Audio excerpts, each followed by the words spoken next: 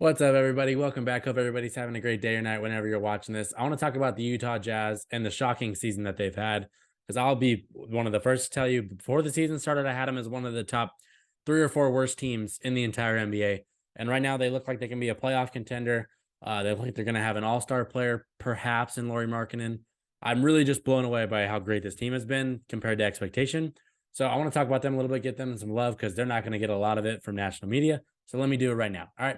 Before I do, if you're new to the channel, please subscribe. And if you enjoy this kind of content, please like the video. But let's give the Utah Jazz some love. But right now in the West, they're the 10 seed. They're about to, I think they just beat the Magic. Game's finishing right now. And they have a little bit of like a crazy dynamic because they're one game away from being like a top 7 team, but they're also one game away from being in the top 13. So they can go all the way from 7 to 13 and they're in 10, which kind of makes sense. They're right in the middle. But being one game away from either spot is just shows how crazy the West has been this year. But they're competing in it and they're doing a very, very good job. One of the best offenses in the entire NBA. In fact, they're the number 3 ranked offense in the entire league, which is a big reason why I think Lauri Markkanen should be an all-star, because he's one of the best players on, or he is the best player on a top 5 offense. Enough said. Okay. I want to talk about other guys because I already talked about Lauri in the past. Did a video on him very recently. And they're playing good basketball, and the teams that are around them, it's kind of like, do you think they're better than them? There's like the Suns, there's the Timberwolves, there's the OKC Thunder, the Portland Trailblazers, the Lakers. So when you look at it, I think they're playing better than the Suns right now. I think overall their roster construction is just the way their roster flows is better than the Timberwolves. Do the Timberwolves have more star power? Yes. But, star power doesn't win you everything. You got to be able to be a cohesive unit. And I think the Jazz are a little bit better in that case. And then you go, the other way towards the bottom of the standings. OKC has been playing really, really good basketball. I think they're kind of in that same conversation, to be completely honest. So it's kind of a toss up for me, honestly, in that one.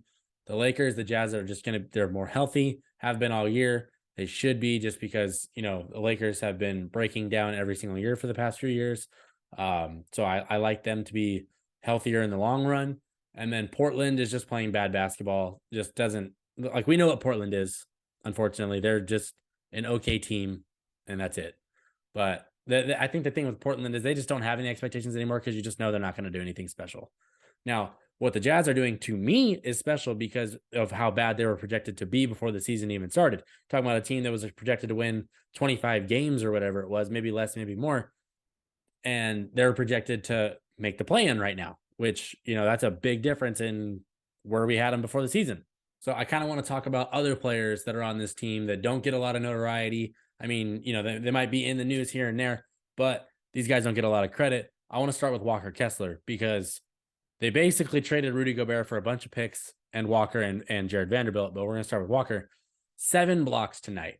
He's been so good his entire rookie season. Just a steal, just a great pickup in that trade for Gobert. That was awesome. He's been so good, giving you kind of the same kind of production, in terms of the per 36s and stuff like that, as Rudy would have. And that's not to trash Rudy, because I think he's a good player, but they got a cheaper contract and a guy that's doing similar things, which at the end of the day, that's all you can ask for. I didn't think he'd come on this quick. I didn't know much about him before the season, but he has been one of the up and coming young bigs in the NBA, especially defensively. High fly, not a high flyer, but like, he's above the rim, lob threat. Really, really good rookie season. Didn't expect that, to be honest. You got Collin Sexton, who can step in and be a starter. He can be on the bench.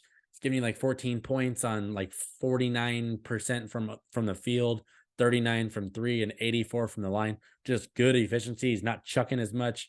He's just been a bucket, but it's simple. They have a lot of guys on this team. They can just go get a bucket. Okay, let's go down the list, right? Start with Markkanen. He's a bucket. You got Collin Sexton, bucket. Jordan Clarkson, that's a bucket. Mike Conley can get you buckets. Malik Beasley can get you buckets. That's 5 guys right there. They can go out there and score. They can realistically go out there and drop 30 any given night. Fair. You got Beasley giving you 14. And I didn't even mention Olynyk when I talked about getting buckets, but that guy's 40% from 3, and he'll have a big game here and there that really put them over the top.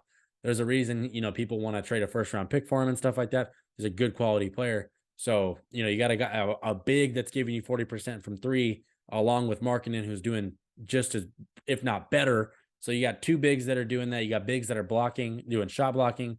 Vanderbilt, that is one of my favorite, like, underrated low-key players in the NBA. I love Jared Vanderbilt on the Timberwolves, and I love him on the Jazz. That he is an elite defender. He can guard 1 through 5 and is elite at it. I will die on that hill. He's awesome defensively, and he's a plug and play kind of guy that you can just say, hey, go out there, lock down whoever their best scorer is. Do your best at it. And he's going to give you a really, really good effort. And not every team can say they have somebody like that. So he's valuable. You got Mike Conley just being the steady veteran, giving you 10 points, 8 assists, just consistent, doesn't turn the ball over, fuller general, just, the point guard you want with a team like this that just puts everything together. And I think Conley does a great job with that. And I apologize if I'm butchering this rookie's name, but Ochai Agbaji, if I'm butchering that, put it in the comments. Tell me how to say it. I haven't really heard it on TV too much, but the last couple weeks, he's been coming on, had a game, I think a couple nights ago with like 19 points, game before that with like 11, lengthy kind of guy. I like him like long-term. He's, starting to get some minutes now, getting some playing time, and he's playing pretty solid. So I just wanted to give him a little shout out. So we already know they're a top 3 offense. They're top 10 in assists per game, rebounds per game. So they clean up the glass. They share the ball with each other. That's a mark of a pretty good cohesive unit right there, just in those metrics. They're top 5 in three-pointers made per game, and they're the best team defending the three-point line in the entire NBA. They're first overall in that. Overall, defensively, they're not, great. They're not terrible. They're kind of middle of the pack to slightly below that, in my opinion. But they guard the three-point line, and that gives them a shot to win pretty much any single night. The next 4 games after this Magic dub, they got a little bit of a tough stretch. They're going to play the Sixers, Timberwolves. That'll be a big game because that could be seeding. They're going to play the Clippers. Could also be for seeding because the Clippers have not been playing all that great basketball. Just been really inconsistent. And then they're going to play the Brooklyn Nets, who won't have Kevin Durant at the time, but that's still Kyrie Irving. They got other guys on there. Ben Simmons, Nick Claxton's been awesome. So that's not an easy game by any means. So, they got a tough next 4 games. I think if they can get 2 wins in that stretch, they'll take it. And it just kind of keeps them above water, which, that's what they're trying to do. Just stay above water. And at the end of the season, you'll see where you're at.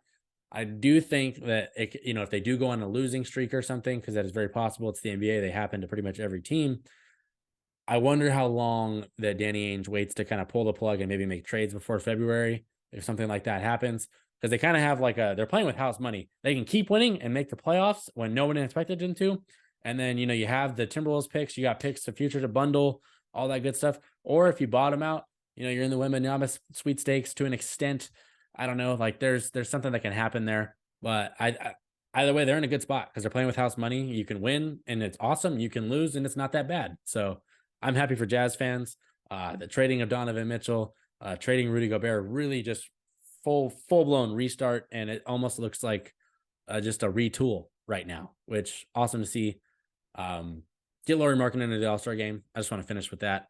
If you're new to the channel, please subscribe. If you enjoy this kind of content, please like the video. I appreciate you all for watching. But the Utah Jazz, they're playing good basketball. Just give them some credit. Peace.